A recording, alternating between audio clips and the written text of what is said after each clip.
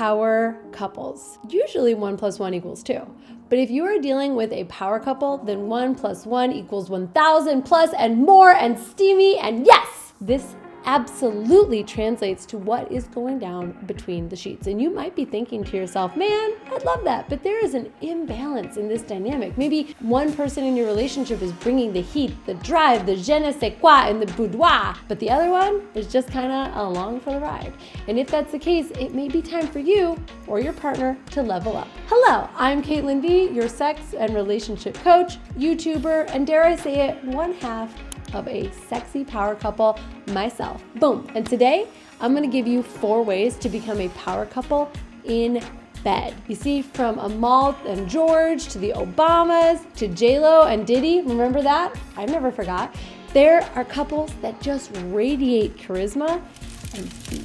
And getting your relationship to bedroom power couple status is a surefire way to ensure that your sex life is hot, hot, hot. So whether you are already in a relationship and looking to take things up a notch, or if you're single and you just want to be ready for when that special someone comes along, this video is for you. Let's dive in. 4 ways to become a power couple in bed. Number 1, you both have to have a great sexual relationship with yourself. RuPaul said it best, if you can't love yourself, how in the hell are you gonna love somebody else? Can I get an amen? Amen. Thank you, Ru. If you want to share your sexual power with your partner, you need to find it and cultivate it first. And having a great relationship to your own sexuality is the first step. See, this is all about what you're bringing to the table individually. The kind of confidence, self-assuredness, safety in your own body, familiarity with your own pleasure. And then you bring that into the relationship with your partner. But how do you develop a great sexual relationship with yourself? Well, start by looking at your masturbation habits. How do you have sex with yourself? Are you jerking off and having a quick release? Or are you doing it with pleasure and intention? The more that you can bring high quality attention into your sexual relationship with yourself, the more that you will know your body, the more that you will know how to bring pleasure into the bedroom, the more control you will have over your orgasm, the more likely she will be to reach orgasm every single time. That is how it starts. But the second, and it may be less comfortable to hear this, so stick with me for a second, but the other way to have a great sexual relationship to yourself is to have sexual autonomy and have your sexuality be your own, not just something that exists inside the relationship, but something that is yours that you bring to the relationship. And one of the ways of doing that, and one of the consequences of having high sexual vibe, is that people will find you sexually interesting. Now, I am not talking about cheating here, but you may catch a flirty little smile when you're at the grocery store. You might take a second and notice that somebody is checking you out. You might flirt with the person in the drive-thru while you're getting your French fries. Every couple draws their own boundaries with these kinds of interactions, and it is important that you find yours. But it is also important for your ability to be a powerhouse sexual couple, for both of you to recognize that you are sexy, sexual human beings. And other human beings are going to find you sexual and sexy and sexually interesting. That doesn't mean that cheating is taking place. That doesn't mean that your relationship isn't safe. That doesn't mean that you're not going to have great sex. In fact, this is one of the secrets to having great sex. Know that you are a sexual being and other sexual beings are attracted to you. That is normal. That is how we evolved. That is healthy. Acting on other people's interests, like, trying to ask the woman out while you're getting your French fries, that's a different story. And then finally, do you have a rich fantasy life? What goes on in here is yours and yours alone. And having a hot and sexy fantasy life inside of your own mind is exactly how you bring your best eroticism into bed with your partner. So this is all about cultivating your own sexuality. Power couples are the ones where both people exist as sexually autonomous beings, and then they bring that sexiness into bed together. And that includes their own sexual relationship with their self, their awareness that they are sexy and sexual, and then finally them having hot, freaky fantasies that are all their own. And then they get to expand and bring all of that into the bedroom with them. In fact, engaging with fantasies throughout the day is a great way to sort of charge your sexual super battery so that when you get home, you have all kinds of fuel to go all night. Number 2, you are both mutually invested in having a great sex life. Maintaining a great sex life does not happen naturally, and it kills me when people assume that something is wrong with their relationship just because the fire's gone out a little bit or sexually we seem a little bit out of sync. Of course it takes work and effort to maintain a great sex life. Like, it takes work and effort to maintain a car, and that's a machine.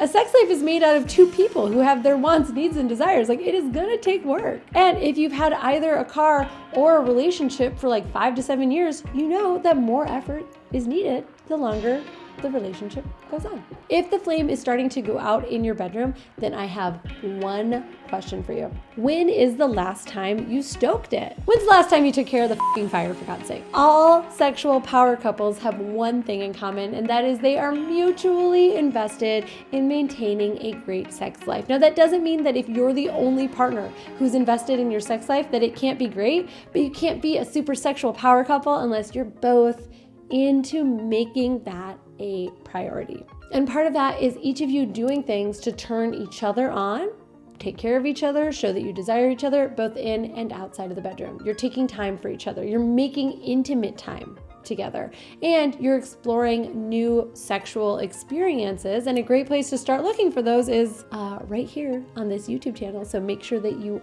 are subscribed, because the way to keep the spark alive is to go out and look for the spark and then bring it home. Number 3, you both have a spirit of exploration and generosity. This is huge. Dan Savage has a great and super simple way of putting it, and that is, are you good, giving, and game? GGG.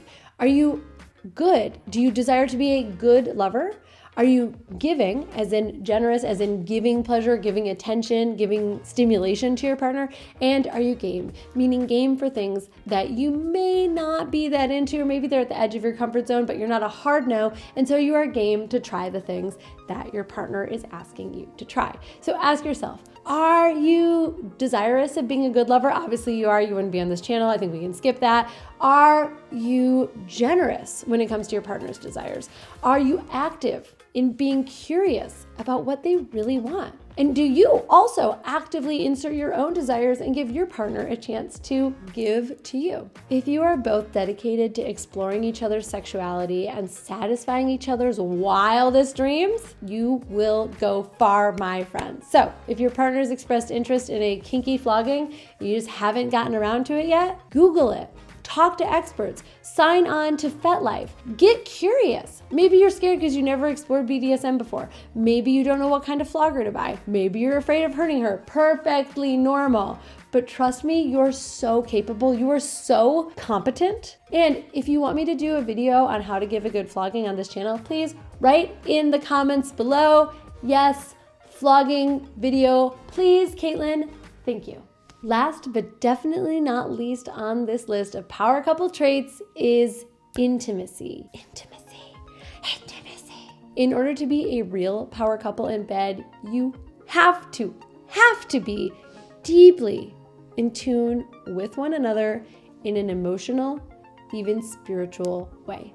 True intimacy creates a safe space for you and your partner to share and explore all aspects of your sexuality. So ask yourself, are you truly comfortable with your partner? Do you really feel seen and heard? Like you could say anything, share anything, express your deepest, darkest self to them, and you would be loved? And do you extend those same courtesies right back to them? Are you going through those hard times, those challenging conversations, those dark moments inside of a relationship that actually end up bringing you closer together? Or are you avoiding those, not saying what needs to be said, sweeping stuff under the rug, allowing things to go on for way too long, hoping that they will just go away? Because all of that stuff seriously enriches your sex life. I don't know a single power couple that lets their sex life, their emotional life, their family life, or any other major challenge be swept under the rug. Whether it's money, kids, mother-in-laws, house, pet, sex, work, career, school, whatever, they talk about it.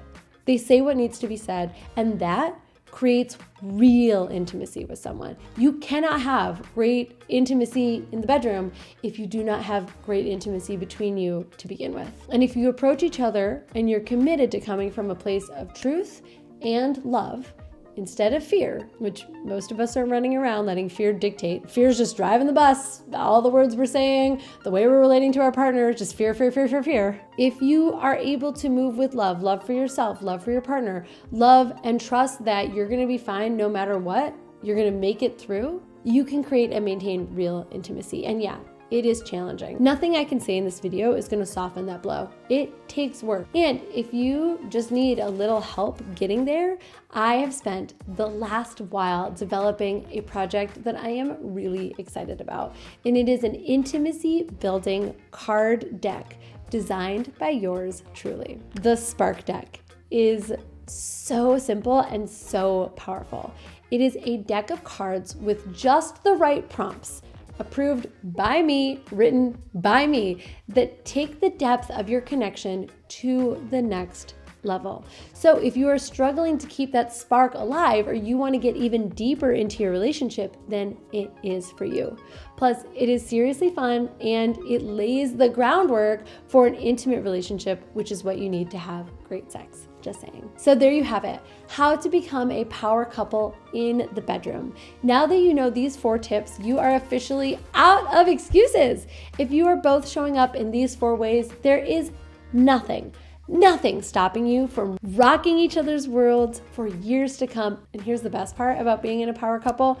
You get to be a part of changing and up-leveling the world around you. Because you know what? When people see you and they feel that radiance and they feel your love for each other, they can't help but soak it in and want the same for themselves. So if you care about the people in your life and you care about up-leveling and making a big impact in this world, and you want a partner to be in that with you, get on these tips, create your power couple yourselves. You have it now. You can do this. I believe in you. And if you need help, just let me know. Pick up the Spark Deck and start having intimate conversations today. I'm Caitlin B., your sex and relationship coach, and I am sending you so much love. Thank you for tuning in and subscribing, and I will see you here next week.